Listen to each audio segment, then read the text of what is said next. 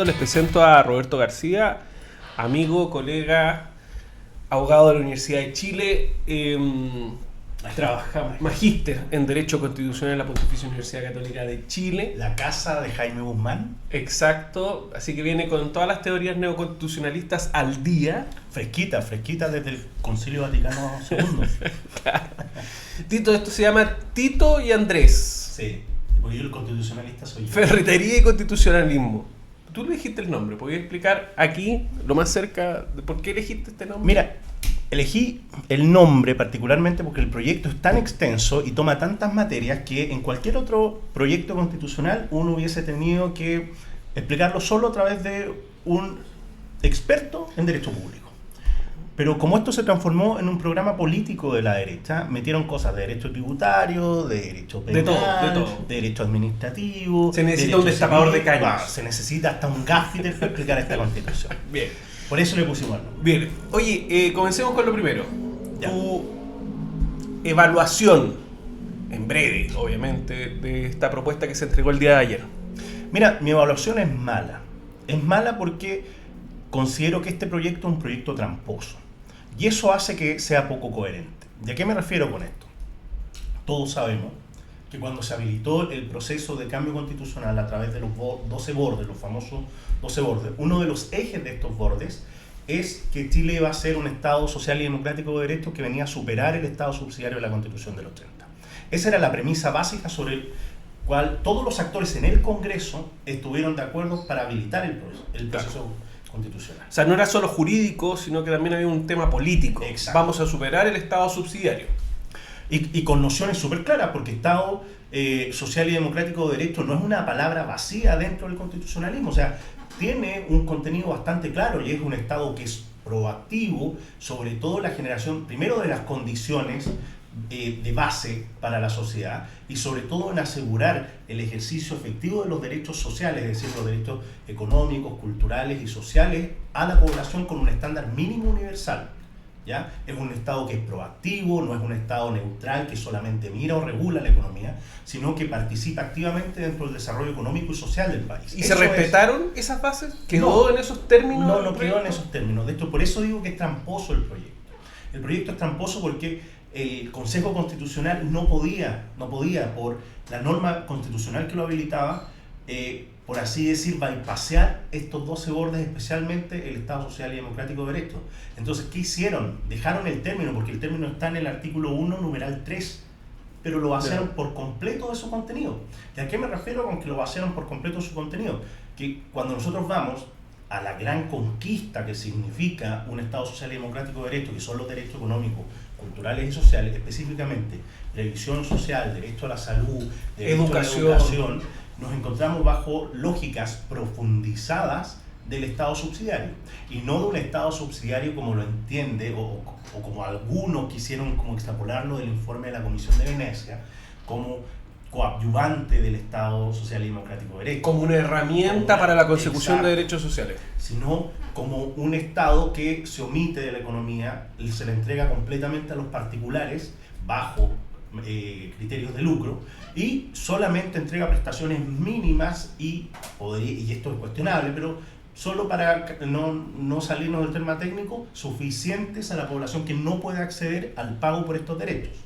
Entonces ya ahí se desvirtúa por completo la hipótesis de un Estado social y democrático de derechos cuando existen derechos, por así decir, príncipes, que son aquellos que se pagan, y derechos mendigos, que son aquellos que entrega el Estado. Acércate un poco el micrófono para que escuchemos todo. Me parece bien, y yo he hecho la misma crítica en algunas oportunidades en el sentido de que, sobre todo los derechos sociales de educación, salud y pensiones, está explicitado como una eterna disputa entre el mundo privado y el sector público. Y es una disputa, bajo la excusa de esto de estatutos de libertades, que en realidad se resuelve económicamente.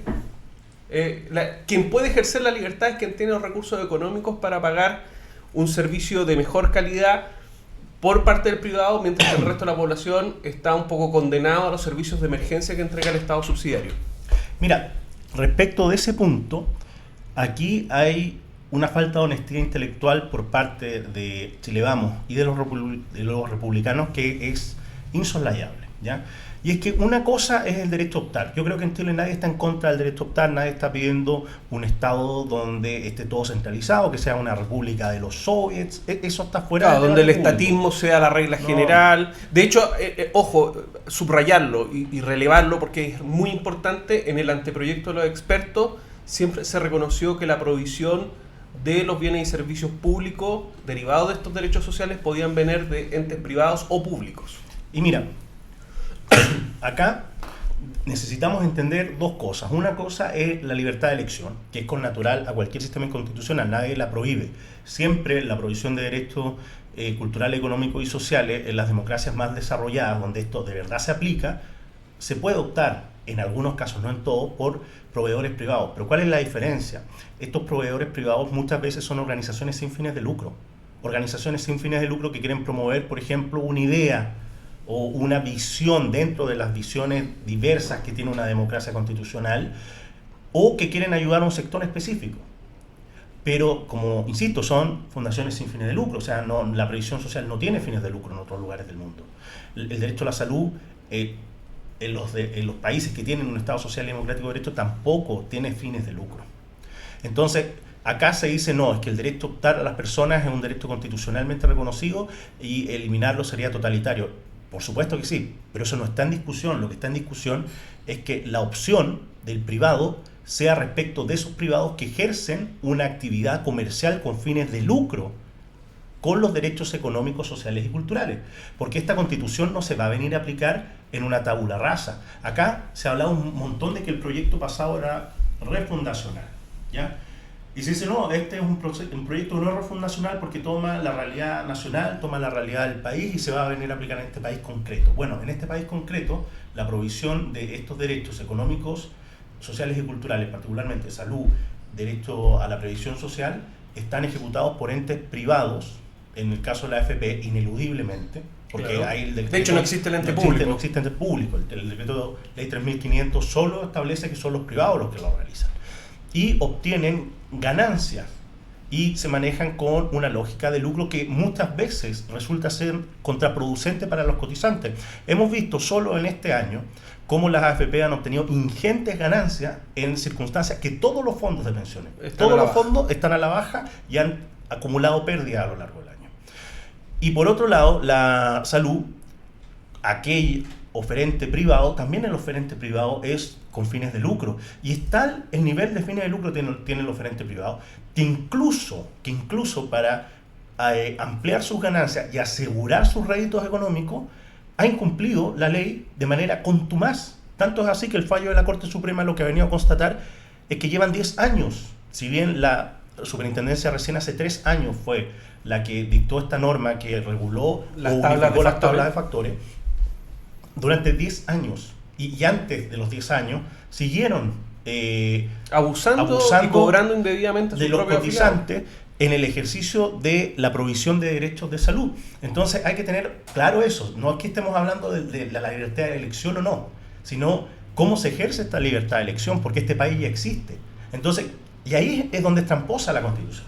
Yo escuchaba ayer el debate de Carla Rubilar con Francisco Vidal. Y Carla Rubilar decía, no, las AFP no están en el proyecto, las ISAPRES no están en el proyecto. Constitucionalizadas. No están constitucionalizadas. Y claro, la Constitución no dice AFP y no dice ISAPRES en ninguna parte. ¿Qué es lo que dice? El artículo número 16, que es el que establece, o sea, el proyecto constitucional que establece los derechos fundamentales, el catálogo. En el número 28 habla del derecho a la seguridad social. Sí. ¿Ya? Y este derecho a la seguridad social establece que se garantiza, primero, este artículo no lo podemos entender sin vincularlo con otro artículo, ya que es el artículo número 16, numeral 32, que es la libertad económica. Dice, se garantiza la libertad de elección entre un sistema público y privado de previsión social que podrá hacerse cargo con recursos a la cotización obligatoria de los trabajadores para el pago de la previsión social. Entonces, ¿qué reconoce y qué garantiza? Pues no solo reconoce que en realidad entes privados con fines de lucro, de conformidad al artículo 16, número 32, puedan, con cargo a la cotización individual obligatoria, invertirlo. Entonces, ¿qué es una AFP de acuerdo al artículo 3500, o sea, del decreto de ley 3500?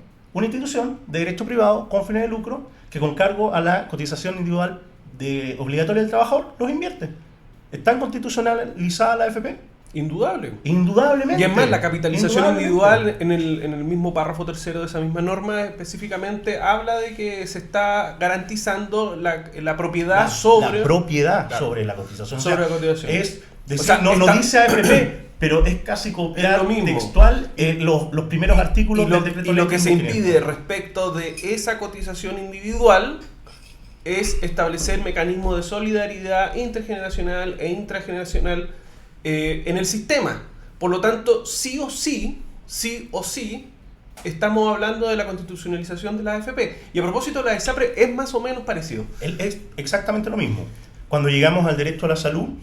Y ojo, y en derecho a educación, para no escaparnos y cerrar completamente el círculo de los derechos sociales, también se constitucionaliza la educación particular subvencionada. No, y va más allá de constitucionalizarse. O sea, incluso no la subvencionada pagada por la subvención es semipúblico. Se establece un nuevo régimen, claro, de educación privada con cargo a los fondos del fisco. Exacto. Porque eso no es subvención. Cuando nosotros tenemos y además aparece subvencionada... y además aparece por primera vez esta obligación de fomentar, financiar los proyectos educacionales no pluralistas, incluso que puedan tener características confesionales, con cargo al erario público. Bueno, de esto, a eso es lo que iba. Cuando se habla de la educación pública se le ponen una serie de cortapisas. No debe ser partidista, que está bien, no debe ser ideológica, debe ser pluralista. Pero respecto de la educación subvencionada y de la educación privada no se establece ningún tipo de límite. No se establece el límite. Y al Estado se le impone la obligación incluso de financiar proyectos que no sean ni pluralistas ni diversos. Y esto es lo más grave, en igualdad de condiciones que la educación pública. Es decir, el Estado, como comunidad política, no estamos hablando del gobierno, el Estado pierde la capacidad de controlar el proceso educativo y se va a transformar en una caja pagadora de proyectos que pueden ser tremendamente antidemocráticos y poco diversos. Ahora, en materia de la salud, nos escapamos un poco. Y esto es un retroceso, porque esta discusión sobre si los establecimientos privados podían funcionar en forma autónoma, sin mirar al Estado, y que el Estado tenga la obligación de reconocerlo, y en este caso además de fomentarlo y financiarlo, es una discusión que habíamos tenido en el siglo XIX. O sea, en 1800...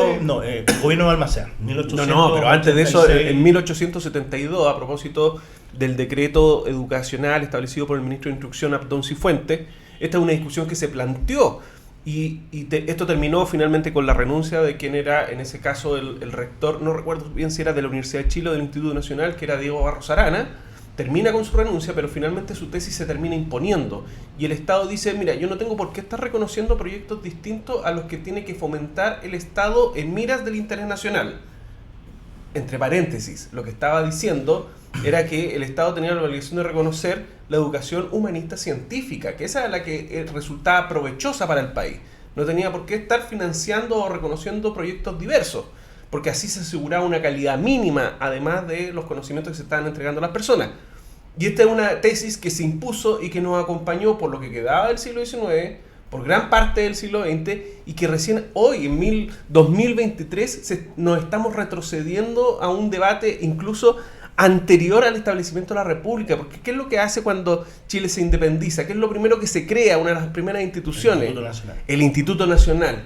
¿Y por qué? Porque le está tratando de quitar un poco el poder ¿a quién? ¿Quién está manejada? La Iglesia Católica. Y sin embargo ahora estamos retrocediendo hacia allá, y ahora el Estado tiene la obligación de financiar esos proyectos y esas instituciones que pueden pertenecer a la Iglesia Católica u otras iglesias, o incluso a otras organizaciones con proyectos aún más ridículos. Ahora, ¿de qué me refería con el gobierno de Balmaceda? La primera vez que surge concretamente esto es con la fundación de la Universidad Católica en 1888. Y el gobierno de Balmaceda permite, porque primero estaba la duda de si la iglesia podía o no podía tener una universidad, porque Chile ya tenía una universidad. Sí. Y la idea era centralizar dentro de la Universidad de Chile todo el conocimiento científico y humanista del país. Se permite la fundación de la Universidad Católica por una transacción política. Sí, ¿ya? Porque Santa María había roto las relaciones con el Vaticano.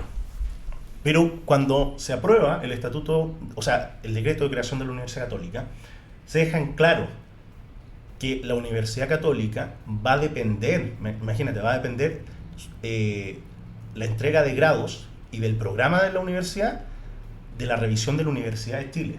Es decir, es el Estado de la universidad, a través de la Universidad de Chile, quien tenía la directriz de poder uniformar la educación en el país desde lo básico hasta el nivel superior.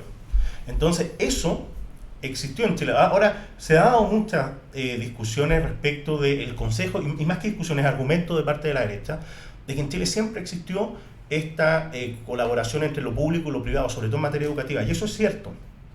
Siempre existió a partir de 1888 que se crea la primera universidad privada. Pero esta colaboración existió bajo la condición subentendida y nunca discutida que era el Estado el que ponía y uniformaba el canon curricular, no eran los privados. Exacto. Y que cualquier tipo de modificación dentro de los planes de estudio tenía que pasar por una autoridad estatal, porque es lógico, imagínate, ¿qué pasa si nosotros generamos una universidad con el poder que tienen las universidades? No estamos yendo al extremo, pero es porque desde los extremos a veces estas cosas se explican mejor. Una universidad con capacidad de entregar grados de medicina, por ejemplo, y estoy hablando no de algo distópico, algo que se podría hacer con el proyecto, con la libertad de enseñanza, como está en el proyecto constitucional. Y resulta que nos encontramos con la universidad creacionista. Se crea una universidad creacionista que cree a tabula rasa en la Biblia y va a aplicar ciencias bíblicas respecto a la medicina. Vamos a tener médicos que probablemente no van a tener los conocimientos necesarios en materia de anatomía, van a tener un importante sesgo respecto a la prevención de enfermedades sexuales, que son que es parte esencial de lo que es la salubridad pública, y probablemente podamos tener universidades que vayan más allá, o sea, universidades chamánicas, universidades que reconozcan la astrología, y nos vamos a llenar de profesionales que bajo una pseudociencia, que bajo la libertad de enseñanza que nos quiere imponer el proyecto, no va a poder ser cautelada por el Estado, entreguen títulos y grados académicos a profesionales que no tengan las capacidades técnicas mínimas para ejercer. Y eso es un riesgo concreto, gigante. Es un riesgo real. Oye, nos pasamos 2 minutos de lo que queríamos hacer. ¿Estuvimos bien? Tenemos que ordenarnos más. Un abrazo gigante y nos despedimos de este primer capítulo de Tito y Andrés, Ferretería y Constitucionalismo. Chao, chao.